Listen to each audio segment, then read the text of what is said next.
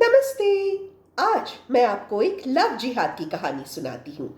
ये लव जिहाद कब हुआ, किसने किया, इस लव जिहाद के परिणाम, इस लव जिहाद के दुष्परिणाम हम आज तक क्यों भुगत रहे हैं, इस लव जिहाद के कारण इस पूरे भारतवर्ष में क्या क्या बदलाव हुआ और इस लव जिहाद के चलते चलते आज तक कितने लोगों की जान गई है और कितनी महिलाएं आज तक इस एक लव जिहाद का परिणाम भुगत रही हैं, ये मैं आज आपको बताने वाली हूं। पर क्योंकि साहिल की चैनल पहले से थोड़ी मुश्किलों में है, मैं किसी का नाम नहीं लेना चाहती।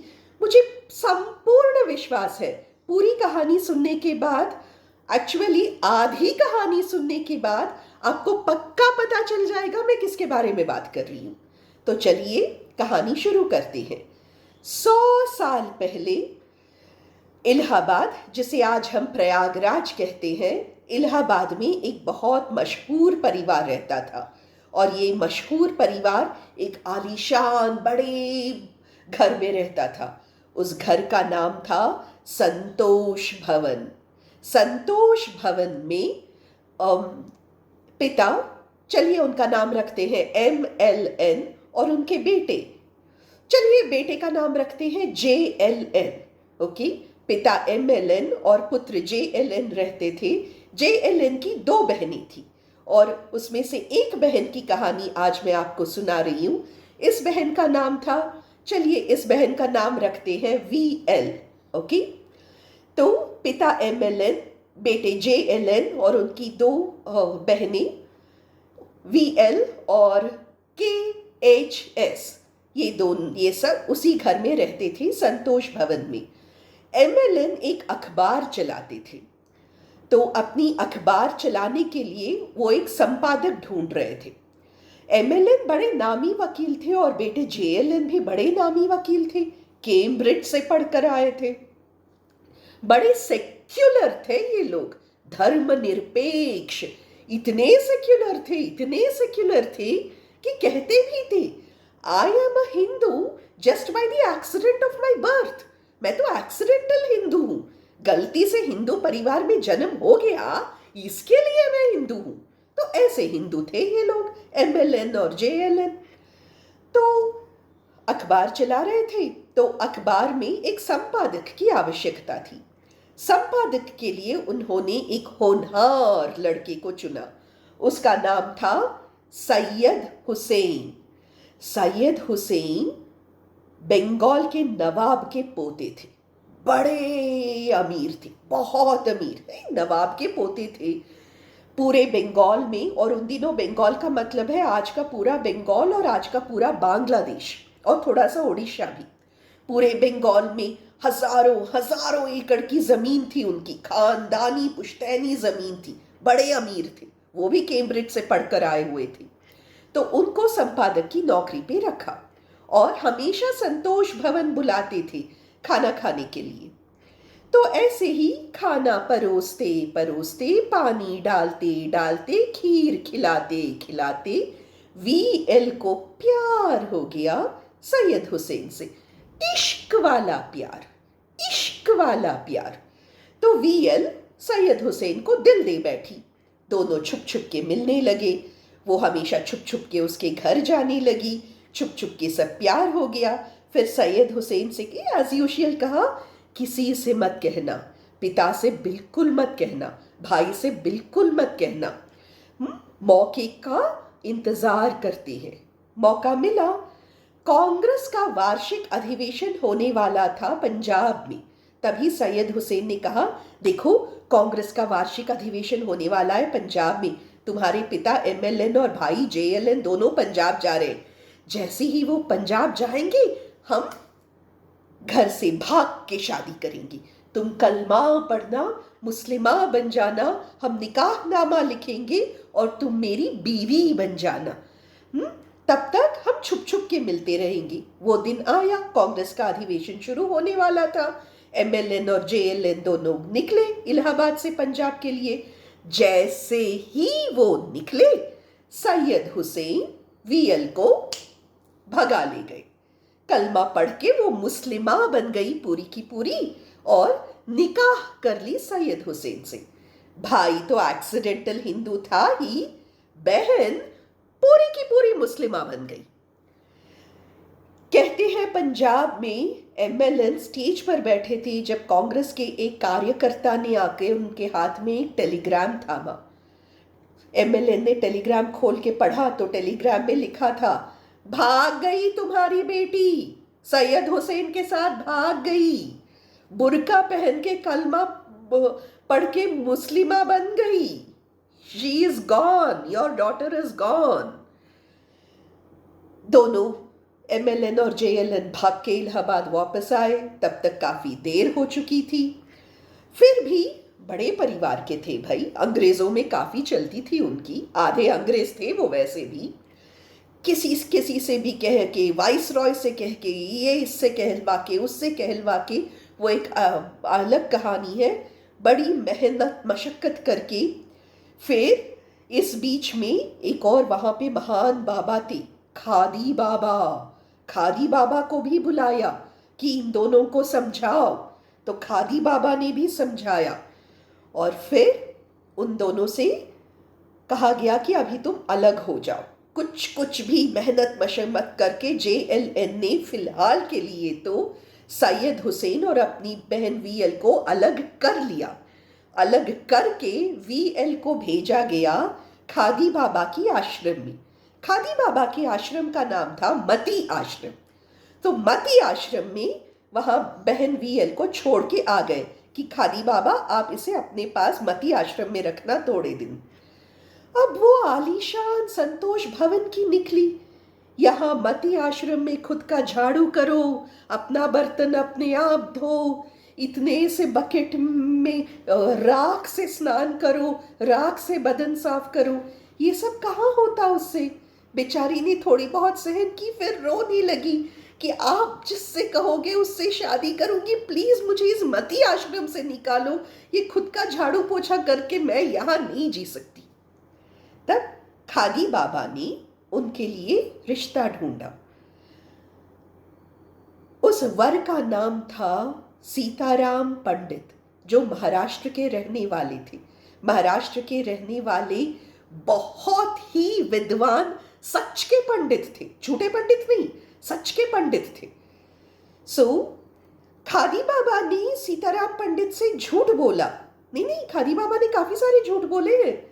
ठीक है, चलिए झूठ ना बोला हो तो सच छुपाया और वीएल की शादी सीताराम पंडित से करवा दी गई। वीएल सीताराम पंडित से शादी करके वीएल से वीएलपी बन गई और महाराष्ट्र चली आई पुणे। 1944 44 में सीताराम पंडित की मृत्यु हो गई। पति के मृत्यु होते ही जैसे वीएलपी आजाद हो गई, मुक्त, स्वच्छंद, स्वतंत्र। इस बीच सैयद हुसैन कहाँ थे? सैयद हुसैन को अमेरिका भेज दिया गया था और वो वहीं अमेरिका में रह रहे थे। 44 में सीताराम पंडित मर गए। अगले ही साल 45 में मैं विश्व संस्था जाऊंगी, यूनाइटेड नेशंस, मैं यूनाइटेड नेशंस में जाके हिंदुस्तान की बातें करूंगी, आजादी की बातें करूंगी, मैं स्वतंत्रता संग्राम की बातें करूंगी, मैं विश्व संस्था में जितने भी देश हैं उन सबको हिंदुस्तान के स्वतंत्रता संग्राम के बारे में बताऊंगी, मैं हिंदुस्तान की एम्बेसडर बनकर विश्व संस्था में जाऊंगी करके वीएल 45 में अमेरिका चली गई सैयद हुसैन के पास। एक पूरे साल वीएलपी और सैयद हुसैन खुशी खुशी अमेरिका में रह रहे थे। उन दिनों का अखबार पढ़कर गूगल कर लीजिए, हर अखबार यही रिपोर्ट करता था। हिंदुस्तान से वीएल आई थी, कुछ मैगजीन्स मतलब थोड़ी सी सम्मान के साथ, वीएल के साथ थे उनके दोस्त सैयद हुसैन करके लिखते थे, अकम्पनीड बाय हर फ्रेंड। कुछ अखबार तो सीधा सीधा पार्टनर ही बोलते थे। VL as usual came with her partner Syed Hussain. America के हर अखबार को पता था ये दोनों साथ रह रहे हैं, साथ घूम रहे हैं, साथ खा रहे हैं, साथ जी रहे हैं। तो एक साल पूरा सैयद हुसैन के साथ रह के 46 में सैयद हुसैन और वीएलपी दोनों वापस हिंदुस्तान आए। लेकिन जेएलएन को अभी भी यह रिश्ता स्वीकार नहीं था। जेएलएन बनना चाहते थे देश के मुखिया, और पता चल जाए कि एक्सीडेंटल हिंदू की बहन फुल मुस्लिम है तो काफ़ी कठिनाइयाँ हो सकती थी। तो इससे बचने के लिए जेएलएन ने क्या किया? जेएलएन ने सैयद हुसैन को इंडियाज एम्बेसडर टू इजिप्ट बना के इजिप्ट भेज दिया। 1949 में कायरो में सैयद हुसैन की मृत्यु हो गई और उन्हें कायरो में ही दफनाया गया। लेकिन वीएल कभी उन्हें भूली नहीं। दिल से, मन से वो हमेशा सैयद हुसैन के ही रही। सैयद हुसैन का परिवार ही उसका परिवार था। सीताराम पंडित का परिवार उसका परिवार नहीं था। सैयद हुसैन के रिश्तेदार उसके रिश्तेदार थे और सैयद हुसैन का धर्म उसका धर्म था। माता पिता के भाई के दबाव में आकर, खादी बाबा के दबाव में आकर, भले ही उसने सीताराम पंडित से शादी कर ली हो, मन और हृदय तो उसका हमेशा सैयद हुसैन के पास ही रहा। और इसका परिणाम क्या हुआ? सबसे पहले तो ये हुआ कि स्वतंत्रता मिली। उसके बाद एक दिन उन दिनों असम के मुख्यमंत्री थे गोपीनाथ बोरदोलोई। गोपीनाथ बोरदोलोई को खबर मिली कि मुस्लिम लीग के कुछ लोग, मुस्लिम लीग का एक बहुत बड़ा नेता मैनुल हक चौधरी मोहम्मद अली जिन्ना का सेक्रेटरी हुआ करता था, मुस्लिम यूथ विंग का प्रेसिडेंट हुआ करता था। तो असम के मुख्यमंत्री गोपीनाथ बोरदोलोई को खबर मिली कि मैनुल हक चौधरी अपने हजारों मुस्लिम अनुयायियों के साथ मुस्लिम लीग छोड़कर कांग्रेस में शामिल होने वाला है, असम प्रदेश कांग्रेस में। उन्होंने फौरन फोन किया जेएलएन को कि ये आप क्या कर रहे हैं? आप जिन्ना के प्राइवेट सेक्रेटरी और उसके 5000 दोस्तों को कांग्रेस में शामिल कर रहे हैं बिना मुझसे पूछे। आपको अंदाजा भी है कि उन दिनों पाकिस्तान को ईस्ट बांग्लादेश नहीं था, ईस्ट पाकिस्तान था। तो उन्होंने पूछा, ईस्ट पाकिस्तान से अचानक 5000 मुसलमान आके असम में बस जाए, असम में रहने लगे, आपको पता है क्या क्या आगे होने वाला है?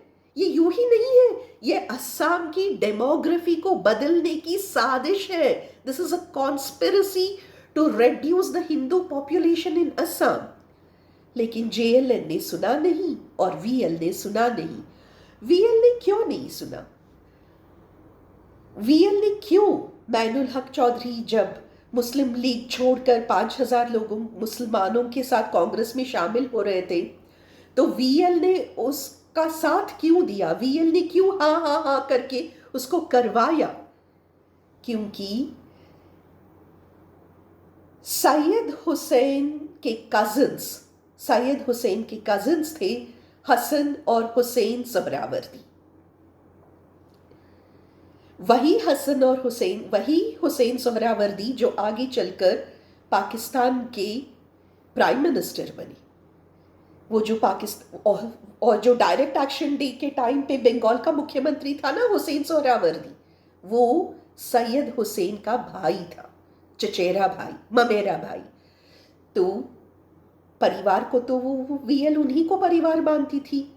तो ऐसे शुरू हुआ एक सोची समझी साजिश के तहत, प्लान्ड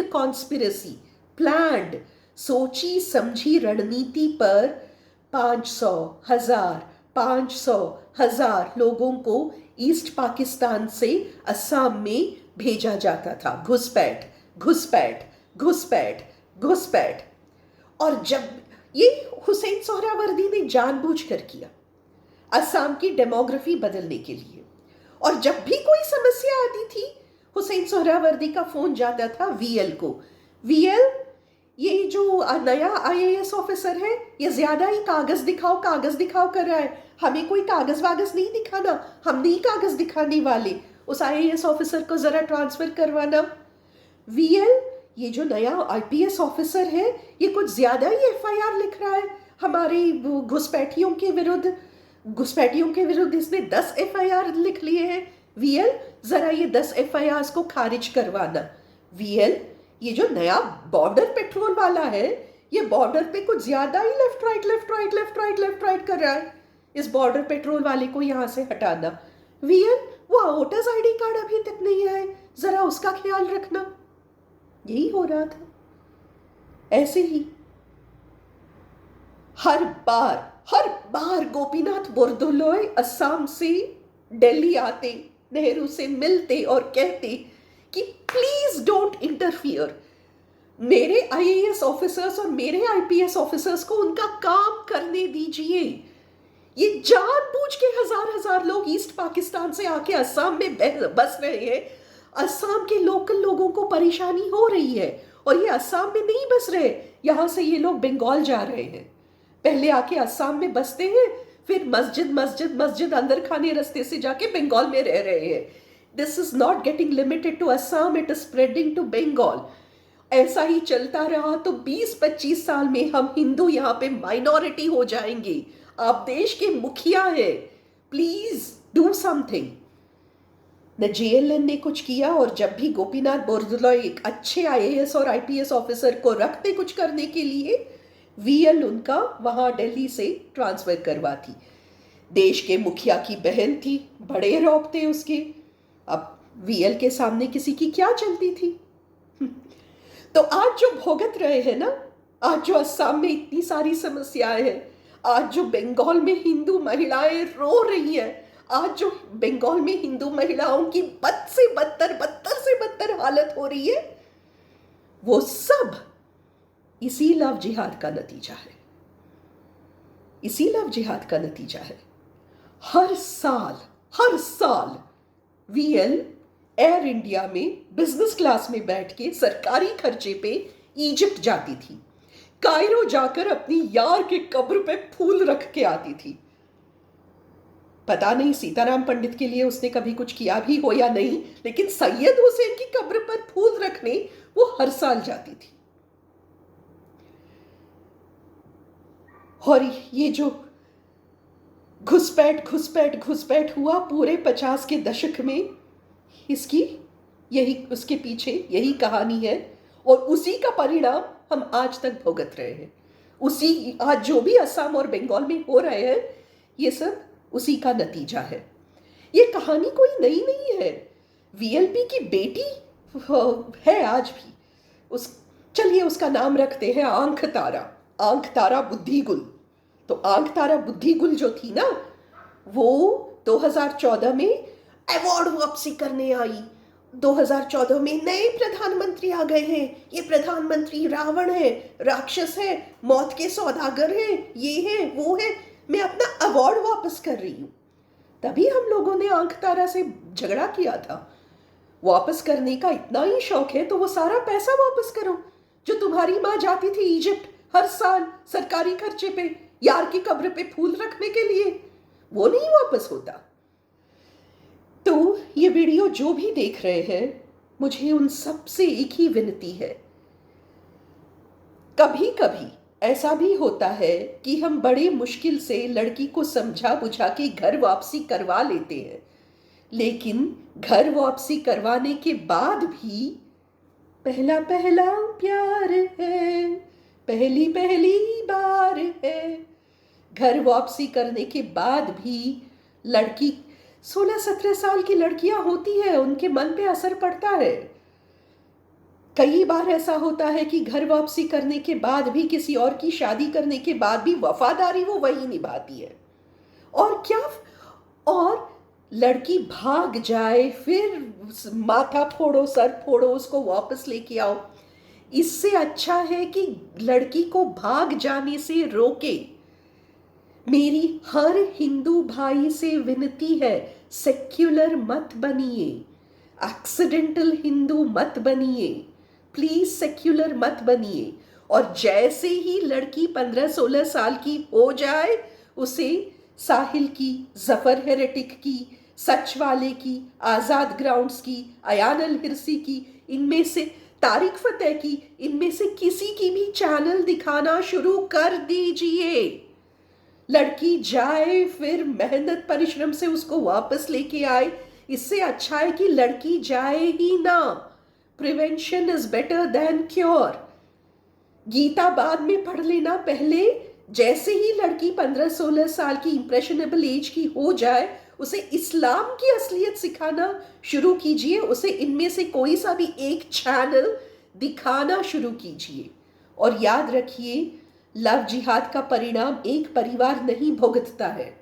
लव जिहाद का परिणाम एक माँ नहीं रोती है। लव जिहाद इस देश में ऐसे भी हुए हैं कि एक लव जिहाद का परिणाम हम आज तक भुगत रहे हैं। मुझे लगता है आपने सारे किरदारों को पहचान लिया है। मैं अपनी ये काल्पनिक कहानी यहीं पे खत्म करती हूँ। All characters in this story are fictitious. Any resemblance to anybody living or dead is purely coincidental. Namaste.